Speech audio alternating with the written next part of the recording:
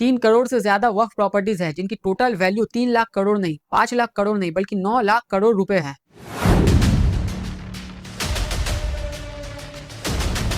ये प्रॉपर्टीज में शामिल है मस्जिद, दरगाह, कब्रिस्तान, मदरसे, स्कूल्स और जमीन।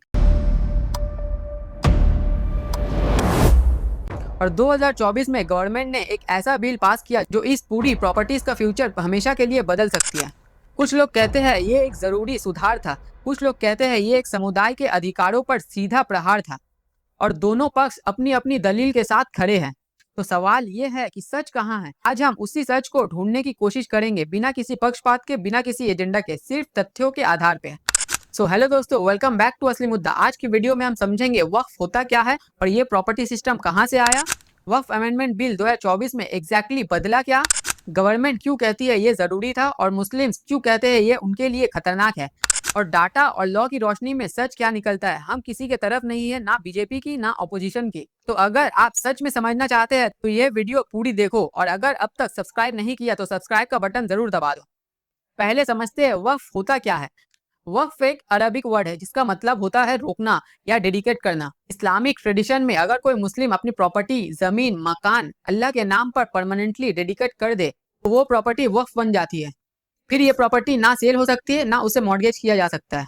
वो प्रॉपर्टी हमेशा के लिए मस्जिद, मदरसे और सोशल कॉज के लिए यूज हो सकती है। अब सोचो ये सिस्टम कितना पुराना है। इंडिया में वक्फ सिस्टम का इतिहास मुगल जमाने से है, और 1954 में इंडिपेंडेंट इंडिया ने वक्फ अमेंडमेंट एक्ट बनाया। फिर 1995 में उसे और स्ट्रॉन्ग किया गया। आज इंडिया में लगभग 8.7 लाख रजिस्टर्ड वक्फ प्रॉपर्टीज है। ये जमीन कवर करती है 9.4 लाख एकर्स। यानी इंडियन रेलवेज और डिफेंस के बाद वक्फ बोर्ड इंडिया का तीसरा सबसे बड़ा लैंड होल्डर है। ये प्रॉपर्टीज मैनेज होती है स्टेट वक्फ बोर्ड के जरिए। हर स्टेट का एक बोर्ड है और ये बोर्ड डिसाइड करता है प्रॉपर्टी का यूज, इनकम और मेंटेनेंस। प्रॉब्लम कहाँ है समझते हैं। प्रॉब्लम ये है कि ये बोर्ड्स हिस्टोरिकली बहुत ज्यादा करप्शन, मिसमैनेजमेंट और इनएफिशिएंसी से घिरे हैं।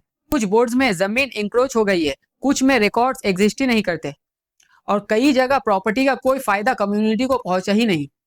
यही बैकग्राउंड में 2024 में गवर्नमेंट ने कहा हम इस सिस्टम को रिफॉर्म करेंगे। अब आते हैं असली सवाल पर, वक्फ अमेंडमेंट बिल 2024 में क्या बदला। ये बिल अगस्त 2024 में पार्लियामेंट में पास हुआ। 40 से ज्यादा अमेंडमेंट्स है। आज हम समझेंगे 3 सबसे क्रिटिकल चेंजेस।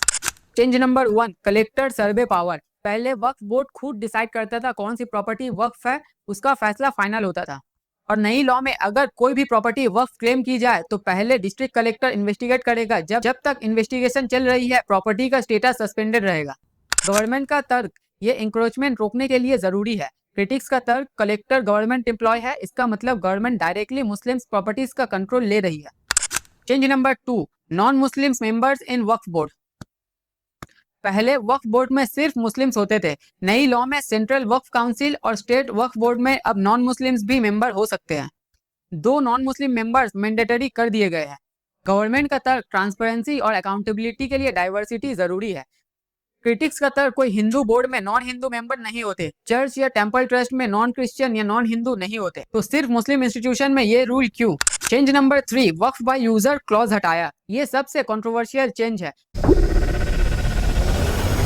पहले अगर कोई प्रॉपर्टी सालों से बिना डॉक्यूमेंट्स के कम्युनिटी यूज कर रही है, जैसे एक कब्रिस्तान या एक मस्जिद, तो उसे भी वक्फ बाय यूजर कंसीडर किया जाता था।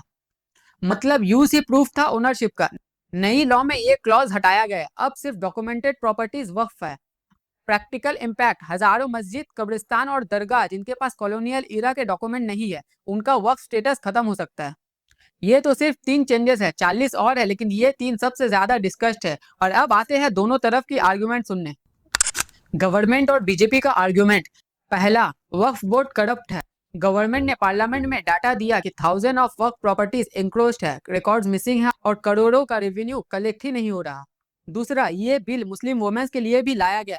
न्यू लॉ में वक्फ बोर्ड में मुस्लिम वुमेन की रिप्रेजेंटेशन भी मैंडेटरी है। पहले बोर्ड में वुमेन प्रैक्टिकली एब्सेंट थी। 3, डिस्ट्रिक्ट कलेक्टर का रोल कंट्रोल नहीं, अकाउंटेबिलिटी के लिए है। कलेक्टर सिर्फ वेरीफाई करेगा, डिसाइड नहीं करेगा। अगर कलेक्टर गलत करे तो हाई कोर्ट में अपील कर सकते हैं। Opposition, Muslim bodies and legal experts का आर्गुमेंट। पहला, सिलेक्टिव रिफॉर्म। अगर ये रिफॉर्म के बारे में है तो हिंदू एंडोमेंट बोर्ड भी करप्ट है। आंध्र प्रदेश हिंदू एंडोमेंट बोर्ड है, तो ये रिफॉर्म सिर्फ वक्त पे क्यों। दूसरा, नॉन मुस्लिम मेंबर्स एक नई प्रेसिडेंट। इंडिया में कोई भी religious trust, Hindu, Sikh, Jain, Christian, उन्हें अपने बोर्ड में दूसरे रिलीजन के मेंबर्स रखने की जरूरत नहीं। ये रूल सिर्फ मुस्लिम्स के लिए अलग क्यों? तीसरा, वक्फ बाय यूजर का खत्म होना, हिस्टोरिकली इनजस्टिस। पार्टीशन के वक्त 1947 के बाद लाखों मुस्लिम्स के डॉक्यूमेंट्स खो गए। उन लोगों के लिए यूज ही प्रूफ था, अब वो प्रूफ भी खत्म हो जाएगा। 4, सुप्रीम कोर्ट में चैलेंज। ये बिल सुप्रीम कोर्ट में चैलेंज हो चुका है, मल्टीपल पिटिशंस है और मामला अभी भी अंडर रिव्यू है। अब एक इंपॉर्टेंट क्वेश्चन, क्या ये सिर्फ एक मुस्लिम का मुद्दा है? नहीं। तमिलनाडु में एक हिंदू विलेज तिरुचेंदुराई, वहां की जमीन पे वक्फ बोर्ड ने क्लेम किया। वो लोग हिंदू थे, उन्हें नोटिस आया कि उनकी प्रॉपर्टी वक्फ है। ये केस वायरल हुआ और वक्फ रिफॉर्म की एक बड़ी वजह बन गई। तो ये मुद्दा सिर्फ एक कम्युनिटी की नहीं है, ये गवर्नेंस, अकाउंटेबिलिटी और प्रॉपर्टी का राइट्स का मुद्दा है। अब देखो जमीन पर क्या हो रहा है। Case number 1, Kerala. Waqf board ने एक इंटायर विलेज पे क्लेम किया। मुनम्बन कोस्ट पे रहने वाले फैमिलीज को नोटिस मिला कि उनकी जमीन वक्फ है। उन लोगों के पास डिकेड से घर है, उन्होंने टैक्सेस भरे, लेकिन एक रिकॉर्ड 1950 का उनकी जमीन को वक्फ बता रहा था। ये केस अभी भी कोर्ट में है। Case number 2, Lucknow. एक 200 साल पुरानी मस्जिद जिसके पास कोई रजिस्टर्ड डॉक्यूमेंट नहीं था, उसका वक्फ स्टेटस आर्ग्यू किया जा रहा है नई लॉ के बाद। केस नंबर 3, दिल्ली जामा मस्जिद के करीब कई प्रॉपर्टीज जो डिकेड से कम्युनिटी यूज कर रही थी, उनका स्टेटस अनक्लियर हो गया नई लॉ के बाद। अब दूसरी तरफ केस नंबर 4, मुंबई के एक वक्फ बोर्ड प्रॉपर्टी जहां एक रजिस्टर्ड स्कूल चलना चाहिए था, वहां एक प्राइवेट पार्टी ने ऑक्यूपाई कर लिया था। नई लॉ के अकाउंटेबिलिटी के मेजर से वो केस कोर्ट में जल्द ही निकला। ये केसेस बताते हैं कि ये इशू एक डायमेंशनल नहीं है, ना सब जगह वक्फ बोर्ड विक्टिम है, ना सब जगह वक्फ बोर्ड गलत है। रियलिटी हमेशा कॉम्प्लेक्स होती है। अब मैं अपनी समझ रखता हूँ, लेकिन ये मेरी ओपिनियन है, आप अपना फैसला खुद करें। पहला, रिफॉर्म जरूरी था, ये कोई आर्ग्यूमेंट नहीं है। वक्फ बोर्ड की इनएफिशिएंसी और करप्शन एक डॉक्यूमेंटेड रियलिटी है। अगर गवर्नमेंट सिर्फ ये करना चाहती तो बिल का बहुत स्वागत होता। दूसरा, कुछ प्रोविजन जेन्युइनली कंसर्निंग है। वक्फ बाय यूजर का खत्म होना एक ऐसा चेंज है जिसका बेवजह कंसिक्वेंसेस बहुत ज्यादा है। हजारों प्रॉपर्टीज ऐसे हैं जिसके पास डॉक्यूमेंट्स नहीं है क्योंकि वो ब्रिटिश इंडिया या पार्टीशन के वक्त की है, उनका स्टेटस खत्म हो सकता है। ये सिर्फ रिफॉर्म नहीं लगता। तीसरा, नॉन मुस्लिम मेंबर्स का रूल एक नई प्रेसिडेंट है जो सिलेक्टिव है। अगर ये रूल सब रिलीजियस बोर्ड के लिए लगता तो ये आर्गुमेंट अलग होता। सिर्फ वक्फ के लिए ये एक डबल स्टैंडर्ड है। 4, सुप्रीम कोर्ट का फैसला जो इस मामले में फाइनल वर्ड होगा वो अभी आना बाकी है। हम उसका इंतजार करें और उसके बाद डीपर एनालिसिस करें। मैं एक बात क्लियरली कहना चाहता हूँ, ये बिल सिर्फ मुस्लिम्स का मुद्दा नहीं है, ये गवर्नेंस का मुद्दा है, ये प्रॉपर्टीज का राइट्स का मुद्दा है। ये इस सवाल का जवाब है, क्या डेमोक्रेटिक गवर्नमेंट किसी भी कम्युनिटी के रिलीजियस इंस्टीट्यूट को डायरेक्ट कंट्रोल कर सकती है? ये सवाल मुस्लिम से पहले कॉन्स्टिट्यूशन से पूछा जाना चाहिए। तो ये था वक्फ अमेंडमेंट बिल 2024, पूरी कहानी, दोनों तरफ के आर्गुमेंट और ग्राउंड रियलिटी।